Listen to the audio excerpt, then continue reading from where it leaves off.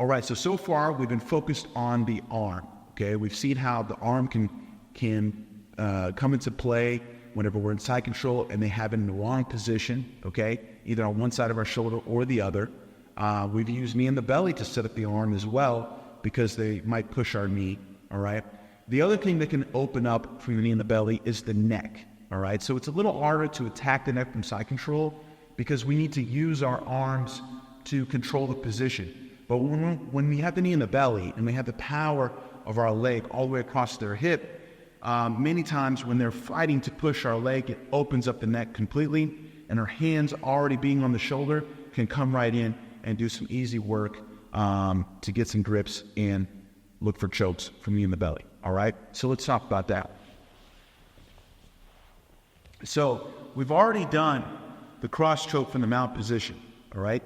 The cross choke from knee in the belly is also a very clean and smooth attack that we can use from knee in the belly, all right? So if you remember, when we come to knee in the belly, I like to have my hands on the shoulders, all right?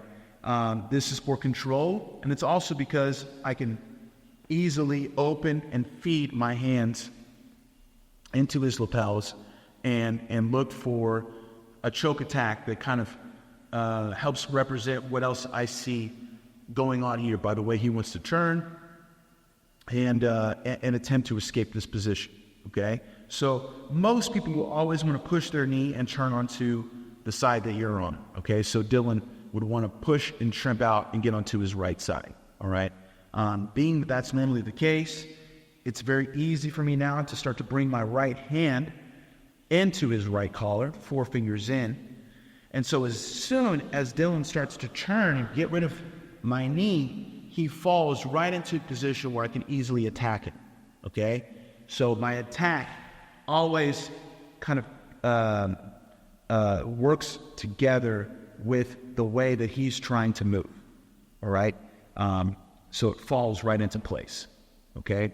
So I have a nice deep 4-finger in collar grip, all right?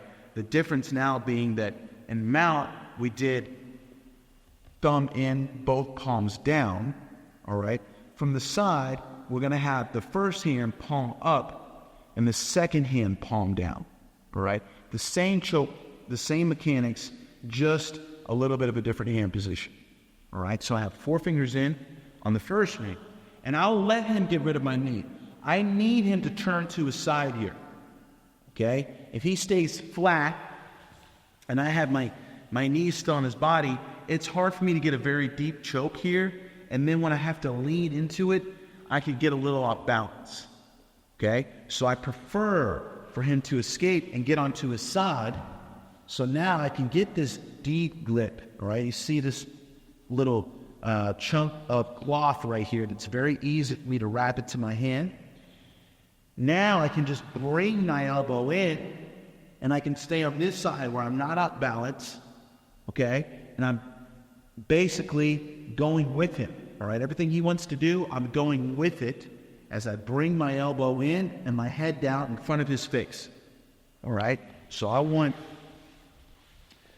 to bring my head on this side, not that side, okay? You see, I have my elbow, my arm, look, I even flex my wrist into his neck. So I know that the bone, the blade here, is right in position in his artery to help me finish this choke.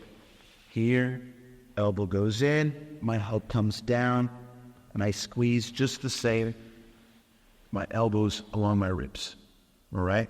So when I go to my knee in the belly, boom, I can tell he wants to push and get onto his side. I already have my 4 fingers in. I go with it. I let my knee go down, and I kind of use my shoulder to block his arm just a little bit here, okay?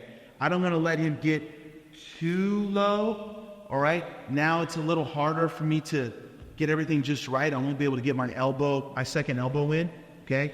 So I kind of crouch down here just a little bit to kind of fight and resist him, you know, just enough to where, you know, he doesn't really sense this happening until it's too late.